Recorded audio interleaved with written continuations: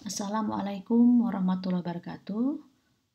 Kita lanjutkan materi perkuliahan pemrosesan bahasa alami, kali ini dengan judul n-grams. Baik, apa itu n-grams? N-grams adalah potongan n karakter dalam suatu string, atau bisa juga dinyatakan sebagai potongan n kata dalam suatu kalimat tertentu. Jadi n-grams ini adalah bisa dilihat dari sudut pandang jumlah karakter dalam suatu string atau jumlah kata dalam suatu kalimat. Ya. Atau dalam definisi lain juga bisa dinyatakan bahwa n-grams adalah sebuah suburutan dari sejumlah n elemen dari urutan yang diberikan. Jadi suburutan dari sejumlah elemen ya, bahwa elemennya dapat berupa fonem, dapat berupa huruf, ataupun kata, tergantung kebutuhan aplikasi. Oke, nah n-grams ini juga sering dinyatakan sebagai word prediction task ya. Jadi untuk memprediksi kata ya yang akan muncul sebelumnya, word prediction task dengan menggunakan n-grams. Oke. Nah, n-grams ini juga bisa dinyatakan sebagai suatu alat untuk memodelkan suatu bahasa ya. Jadi pemodelan bahasa atau language model. Bahwa pemodelan memberikan nilai probabilitas untuk setiap kata yang berada dalam suatu ruang sampel atau teks dataset dokumen. Nah, ini dikatakan bahwa n-grams bisa dinyatakan sebagai model bahasa. Biasanya nanti akan ada istilah statistical language model atau conditional language model. Oke, word prediction ya, word prediction task. Bagaimana bisa memprediksi kata ya yang akan muncul berikutnya.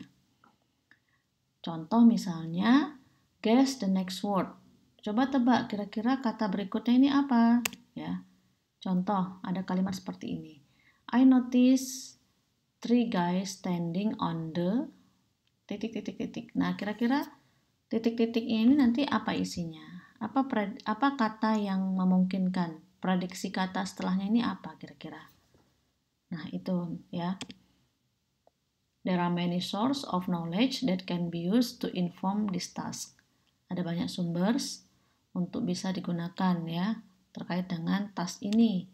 Ada domain knowledge, syntactic knowledge, dan lexical knowledge ya. Jadi berdasarkan domain, berdasarkan sintak atau berdasarkan leksikon ya, kata.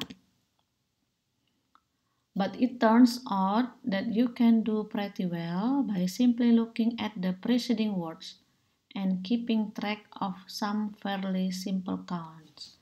Jadi maksudnya kita bisa memperkirakan prediksi kata berikutnya itu dari kata yang ada sebelumnya ya. Nah, seperti apa representasi n-grams itu? Ya. Nah, n-grams ini bisa dinyatakan dengan tadi bahwa di depan pada definisi yaitu menyatakan potongan karakter atau potongan kata ya.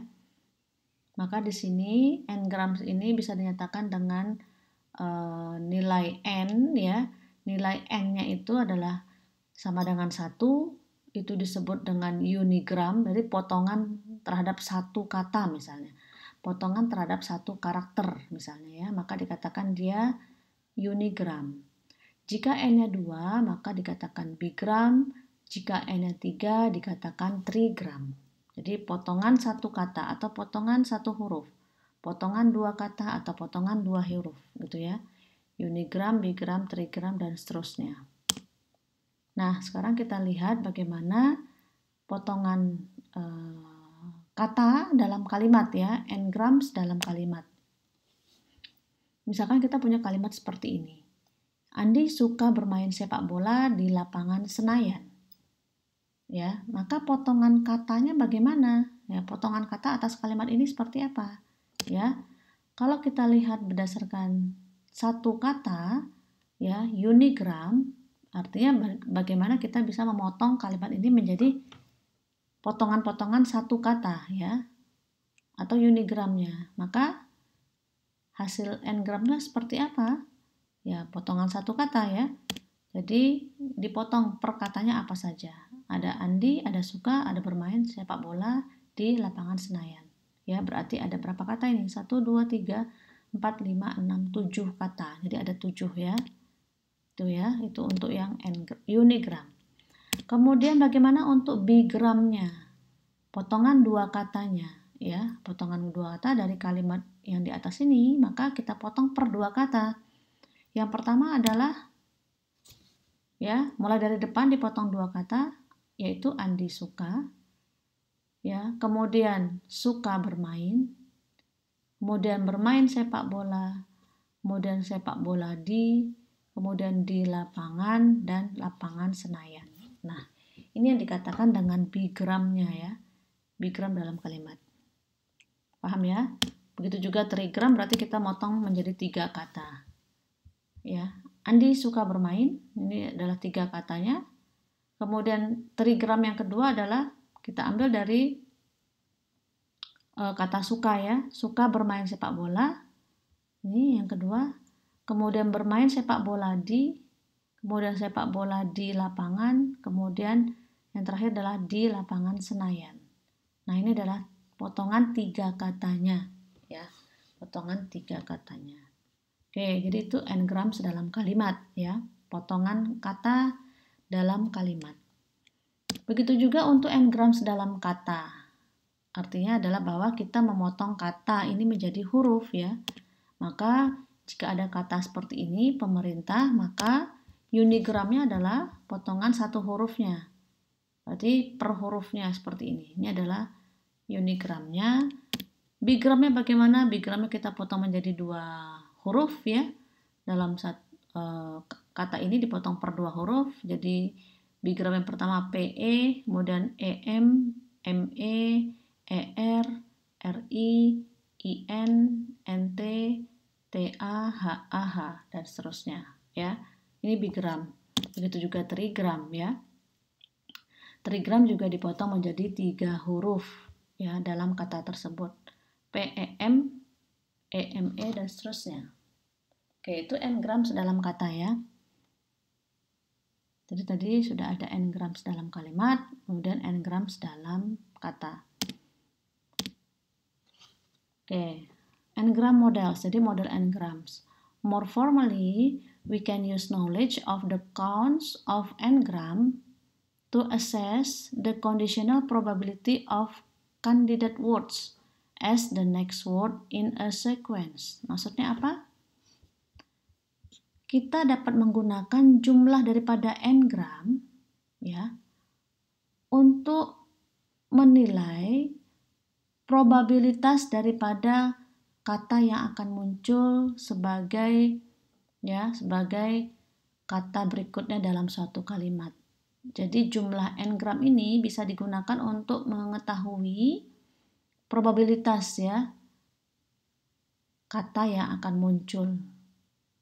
Ya, untuk mengetahui kata yang akan muncul itu apa ya. Jadi itu dilihat dari jumlah n-grams-nya. Nanti kita lihat. Atau we can use them to assess the probability of an entire sequence of the words. Jadi kita juga bisa menggunakannya untuk mengetahui probabilitas daripada keseluruhan kalimat ya. Kita bisa mengetahui dengan n-gram tadi, kita bisa mengetahui probabilitas daripada keseluruhan rangkaian kata yang muncul ya dalam dokumen tersebut. Jadi probabilitas daripada entire sequence of word. Ya, probabilitas daripada suatu kalimat ya, entire sequence of word itu kan rangkaian kata-kata ya, berarti kalimat. Jadi kita bisa mengetahui probabilitas munculnya kalimat tersebut. ya. Nah, oke. Aplikasinya apa saja, ya? Maka tentunya banyak sekali hal yang bisa diimplementasikan, yang bisa diterapkan ya dengan adanya model Ngrams ini. Jadi terapan-terapannya nanti Anda bisa baca di paper ya, paper-paper yang terkait dengan menggunakan Ngrams. Nah, yang pertama tentunya adalah bagaimana memprediksi kata yang akan digunakan, seperti pada fitur autocorrect. Nah, fitur autocorrect itu pernah tahu ya. Jadi kita pada saat kita mengetik pada search engine misalnya, maka nanti sistem akan memperbaiki ya jika ada typo, atau sistem akan memberikan rekomendasi ya, kata selanjutnya apa yang sering muncul setelah kata yang kita inputkan, atau mungkin setelah huruf yang kita ketikkan ya. Biasanya ada seperti itu ya, apakah di search engine ya, atau mungkin di aplikasi-aplikasi pengolah kata ya, untuk autocorrect atau word suggestion ya, word suggestion. Di handphone juga ada ya. Oke. Pencarian kata kunci tertentu di dalam Google Search. Nah, ini udah pasti ya. Kita sering menghadapi ini. Kemudian ada automatic speech recognition, ini untuk pengenalan suara. Kemudian juga ada handwriting and character recognition untuk pengenalan tulisan tangan atau pengenalan karakter ya.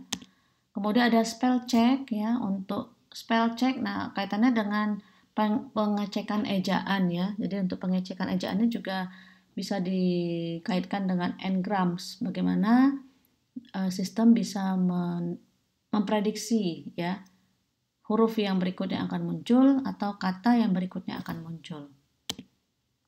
Nah, termasuk juga untuk machine translation ya, untuk aplikasi penerjemah ya, aplikasi mesin penerjemah.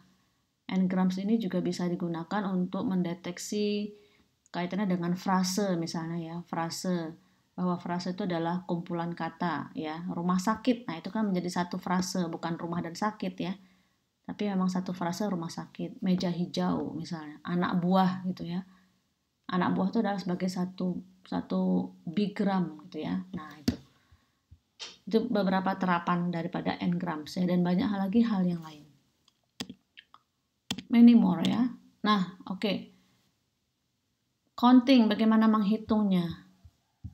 He step out, ini misalkan kalimat ya, kalimat dalam bahasa Inggris. Berapa tokennya? Nah, masih ingat ya yang dikatakan token? Berapa tokennya? Ya, token itu adalah kata-kata ya, kata-kata yang menyusun kalimat ini. Ada berapa tokennya? Ya, mulai dari 1 ya, he, 2, 3, 4, 5 dan seterusnya. Nah, ini kalau dihitung ada 13 token ya. 15 jika termasuk koma dan titik. Nah, kita hitung 1, 2, 3, 4, 5, 6, 7, 8, 9, 10, 11, 12, 13. Jadi 13 token. Kalau termasuk tanda baca, koma dan titik jadi 15. Ya, tokennya dari token, ingat token ya. Maka berapa bigrams yang ada ya?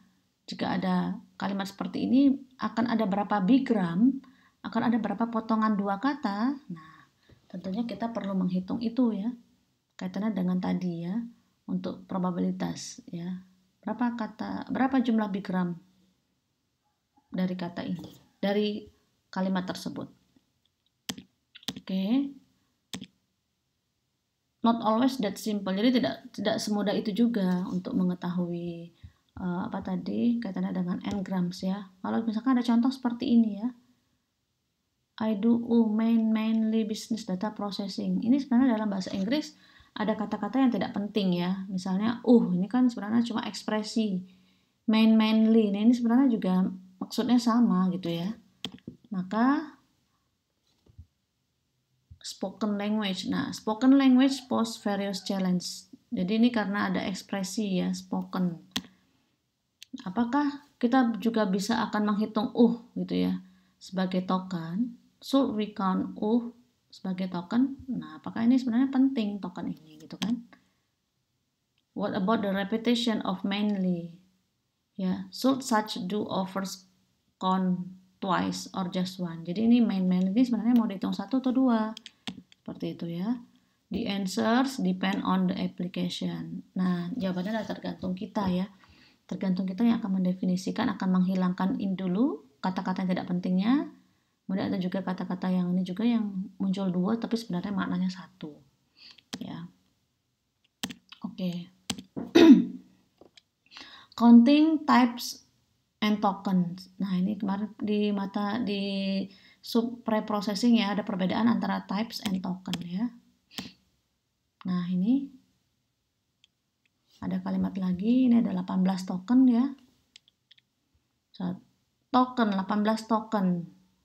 Kita hitung tokennya 1, 2, 3, 4, 5, 6, 7, 8, 9, 10, 11, 12, 13, 14, 15, 16.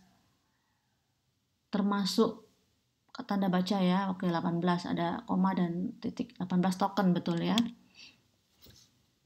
But we might also note that the is used 3 times. Ya, jadi ternyata ada the yang digunakan 3 kali. 1, 2, 3. Nah, itu.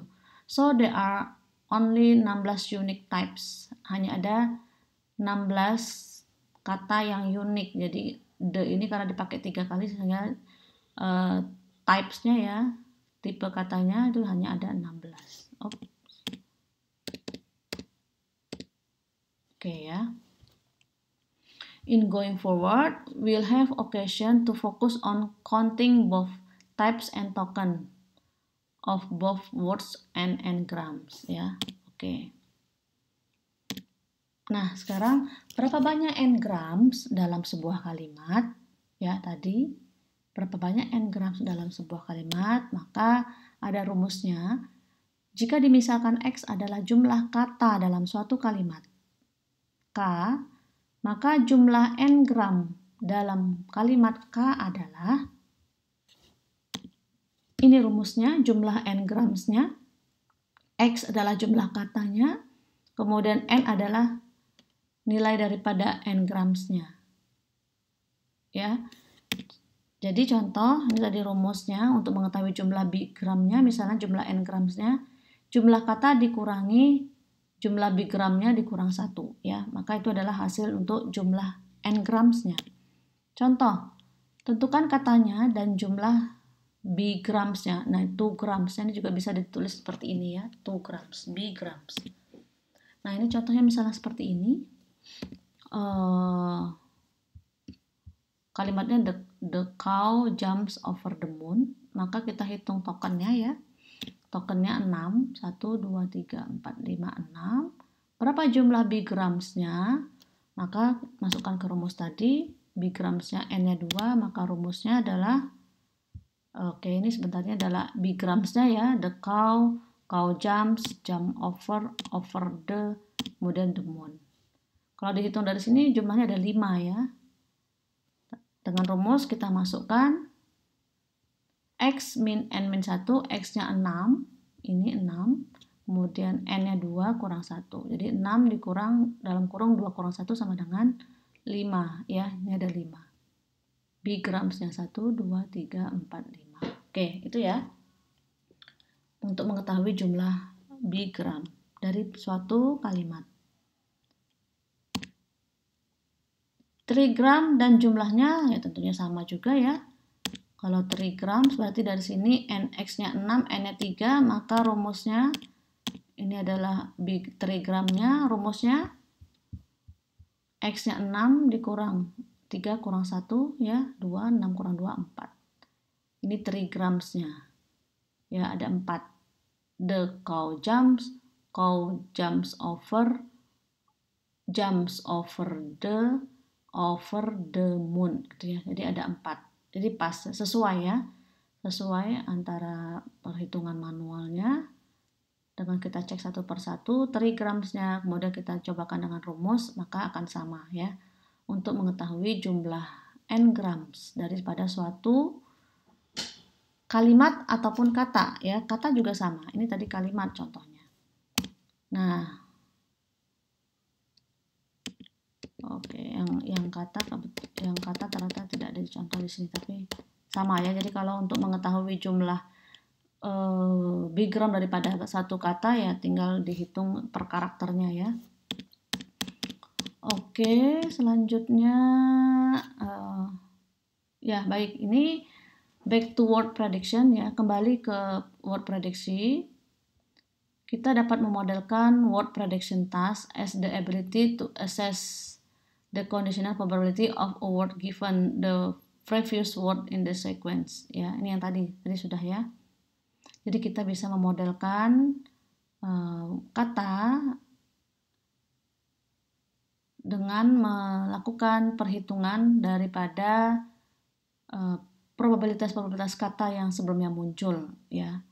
Jadi kita bisa mengetahui itu dengan menggunakan probabilitas kata yang sebelumnya muncul pada n-grams ya. Oke. Bahwa kalimat adalah urutan daripada kata-kata ya. Untuk mengetahui probabilitas daripada kata dari sejumlah histori H, kita nyatakan seperti ini ya. Jadi ini probabilitas daripada kata, probabilitas atas kata sebelumnya, histori ya. P word kemudian H. Jadi probabilitas kata yang muncul dari histori sebelumnya. Ya, dari histori kata sebelumnya.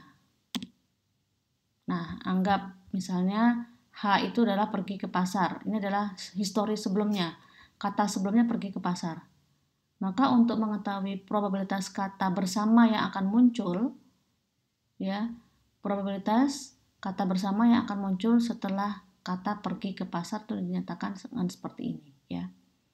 Probabilitas bersama kemudian pergi ke pasarnya adalah historinya.